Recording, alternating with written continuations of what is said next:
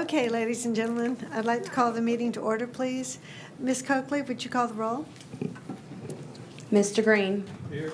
Mrs. Hines. Here. Mr. Derman. Here. Mr. Loop. Here. Mr. Harold. Mr. Nation. Mrs. Richardson. Mr. Winkler. Here. Mrs. Drucker. Mr. Bettencourt. Ms. Lamy. Mr. Hersey. Mr. Bro. Here. Mr. Kuzan. Here. Ms. Page. Thank you very much. We appreciate that, Christy. Ms. Page is going to lead us in the invocation and pledge. Lord, we are so thankful for your many blessings. We ask you just continue to be with us. We ask all these things in Jesus' holy name. Amen. Amen. I pledge allegiance to the flag of the United States of America and to the republic for which it stands, one nation, under God, indivisible, with liberty and justice for all. Thank you, Ms. Page. Our first item is public comments. We had no one sign up for 3 minutes, so we'll move on to our next item, which are the agenda items regarding the bond sale. And Mr. Schluter is in the back currently receiving the bids, and Ms. Ferry, and they'll be in just a few minutes. So until they're ready to come in, we'll just take a brief break. No. I can hear it now. I can hear it now. All right, well, come back together, please. Mr. Schluter, we have taken care of our public comments, and we're all good and ready to hear from you. Well, you can see we're smiling, so we're happy. That's great. Have you taken action on A yet? No, I have not. Okay, if we could take action on that, that'll permit us to discuss the results of the bids. All right, item A is to consider and take action with respect to adopting a resolution providing for the tabulations of the electronic bids received for the purchase of general obligation school bonds, Series 2019, of the St. Tammany Parish-wide School District, number 12, the Parish of St. Tammany, State of Louisiana. Have a motion from Mr. Derman and a second from Mr. Bettencourt. Do we have any comments from board members? Do we have any comments from the public? All those in favor say aye. Opposed? Abstain? All right. All right. She put it up, so let's go ahead and vote on the machine.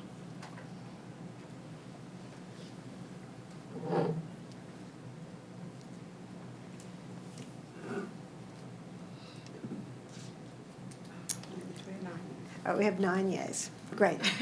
Thank you very much. And all right, so Mr. Schluter, we need to hear from you, I suppose, before we go to item B. Just quickly on the rating, we did have the rating conference, and the Standard & Poor's affirmed your AA rating. Terry was on the call and did a great job again. They're very happy to get comprehensive responses to all their questions in advance. We had a short rating meeting. They were very, very pleased. They're very happy with the administration. The superintendent has been involved with this process all along. And you have a copy of the rating report, I understand, and it's excellent. I'll just read a couple of little sentences from here. The school board has exhibited strong financial performance with general fund surpluses in each of the last 5 audited fiscal years, helping it maintain very strong financial position, which we expect it will maintain. The school board is also taking proactive steps to mitigate and manage its future OPEB costs. And again, they cite the very strong financial management, continuous maintenance of an excellent fund balance, and also the low overall net burden to the citizens. So very, very positive report. Again, AA. No one has a higher rating for a school board in Louisiana. And Stephanie has the results. Morning. Good to see you all again. Stephanie Ferry with Raymond James. The school district received 6 excellent bids. The winning bid came in from Morgan Stanley, and that was at a 2.589%. That's the true interest cost. Then next was Piper Jaffray at 2.601, JP Morgan at 2.604, Citigroup at 2.609, R.W. Baird at 2.627, and Mesero at 2.646. Again, these are excellent rates. Rates have been trending incredibly low. We were at almost historical lows compared to 2016 was the last time rates were around this level. And then unfortunately, the president tweeted this morning talking about trade talks with China, and we saw rates pop back up a little bit. But again, these are still excellent bids. And so we recommend approval. Okay. All right, so we'll take action on item B, which is to consider and take action with respect to adopting a resolution accepting the best bid received for the purchase of general obligation school bond series 2019 of St. Tammany Parish-wide School District Number 12 of the Parish of St. Tammany, the State of Louisiana, and that one would be the Morgan Stanley bid at 2.589%. That is correct. All right, and do I have a motion to accept that? A motion from Mr. Green and a second from Mr. Loop. Do we have any comments from board members? Any comments from the public? All right, we'll vote on the machine, please.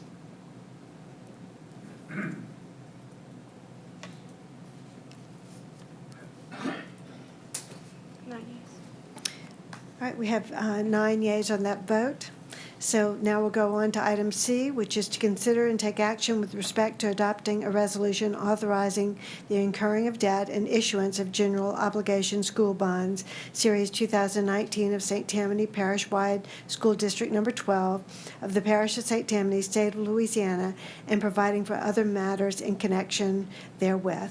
Do I have a motion? I have a motion by Mr. Kuzan, second. Second by Mr. Breaux. Any comments from board members? Any comments from the public? All those in favor?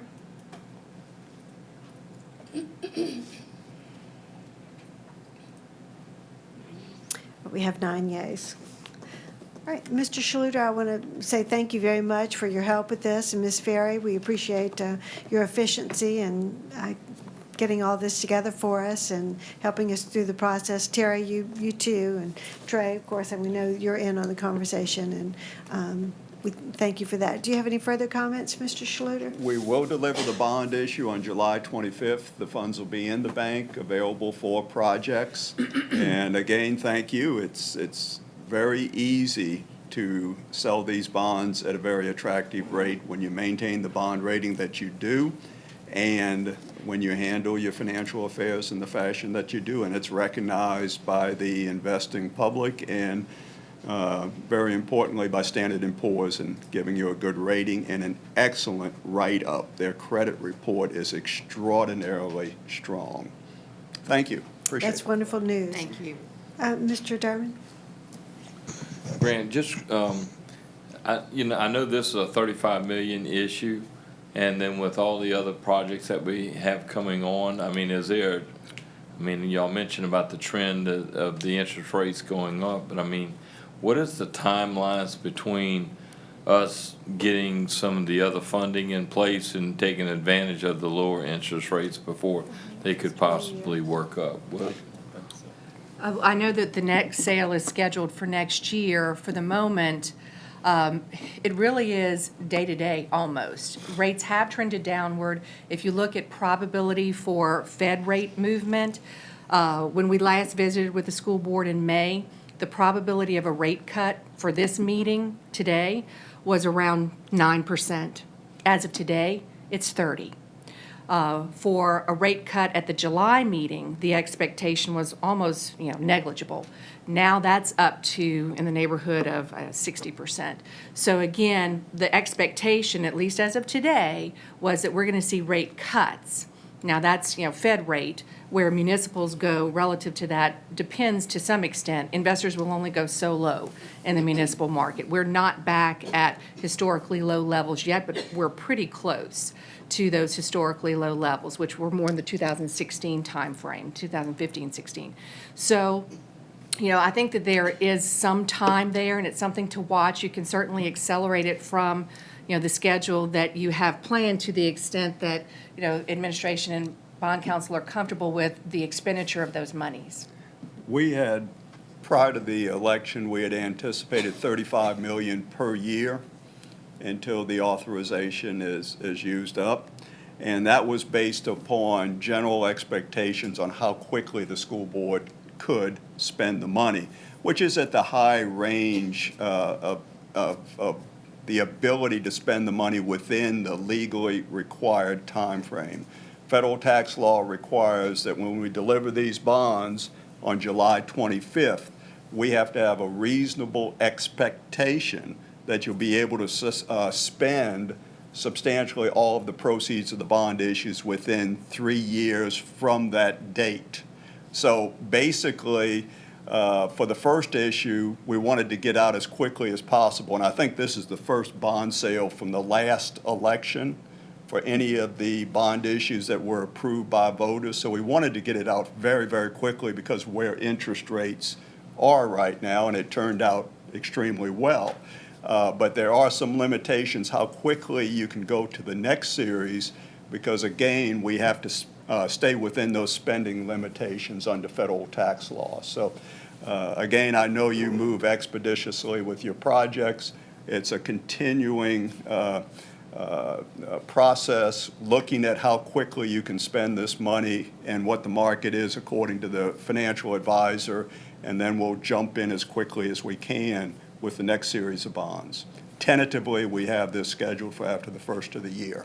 Okay, so like whenever we let a contract or whatever, and the contractor is awarded whatever, we're not actually paying them the full contract value at that time. It's prorated out as the job is in stages, just like you're getting a draw on a traditional home project. That is correct. And the 3-year limitation under federal tax law, and there's some exceptions where you can extend it a bit and so forth, but that general restriction applies to the actual expenditure of the funds and not when you execute the contract. When you execute the contract, of course, you incur a binding obligation at that point to pay the amounts required pursuant to that contract. So we're looking at how quickly can you spend, in this case, this $35 million, and also looking at when you anticipate any major construction contracts, because obviously you have to have the monies available prior to entering into that contract. So it's just like having a savings account, and we keep draining it down as we keep going through it, regardless of which projects are actually being built and what stage they're in, until we needed more money into the savings account or the pot of money to keep drawing. And we still have to be within that timeline of using it up. So we can't really go out and get $150 million worth of funding and not be able to spend it in the correct time frame. And the administration, and Terry in particular, looks at this very closely with us. We look at what your spend down is on bond proceeds, and we ensure that bond proceeds are being expended and that you have the requisite needs within that 3-year period on the next series. All of that goes into the equation of how quickly we come back with the next series of bonds. We want to make sure we're in compliance with law. As well as Cameron Tipton and her staff meeting with us Absolutely. to discuss projects, so she's an integral part of this as well, with many, many, many years of successful experience. Right. And I'm just saying, in trying to look at having interest rates that are very low and competitive as opposed to having them jump a percent or so, which would mean a lot of money over the course of the bond issuance. So you can't really take advantage of the lower interest rates that you would like to because of the limitations on utilizing the funds. That is correct. You can't have a premature issuance. That is correct. Under Right. federal Thank you. tax law. Thank you. Thank you, Mr. Doman. Mr. Green, did you have a question? I did, Ms. Hines, thank you. Ms. Prevost, we keep a good bit of cash on balance sheet, correct? Yes, sir. And I think that's a requirement of the bond issues themselves. Are we able to invest that cash in anything like Yes. 10-year treasuries, that U.S. government? Yes, I do a blend of investing in treasuries. We did CDs went up, so we put some in CDs, and we have We voted. funds that need to be We're done. liquid. We put in money markets, so we're getting about 2.25 on those. So I can transfer it back easily the same day. Treasuries, I'm a little limited on those. Yeah, but, so with rates on these bonds, we're almost playing an arbitrage, if you will, with investable cash. It's pretty close. Yeah. Yeah, historically, when rates go up, that spread widens out between tax exempt rates where you're borrowing and taxable where you're investing, but when rates are this low, it's very close. All right, board members, we've essentially finished our business, our discussion of that. If you have any further questions, I'm sure Mr. Schluter will hang around a few minutes, and Ms. Ferry, to answer any questions, and of course, you can, Terry's always available. Pardon? Would you like to? Oh, sure, okay, they'll be glad to hang around and answer. All right, with that being said, I have a couple of announcements. I'd like to say that I would appreciate all of you returning this evening for the special board meeting, which will begin at 6 o'clock for expulsion appeal hearings. And then on July 9th, we'll have an expulsion appeal hearing meeting, and that meeting will begin at 5 p.m. Thank you very much for being here today. Thank you so much. Meeting adjourned.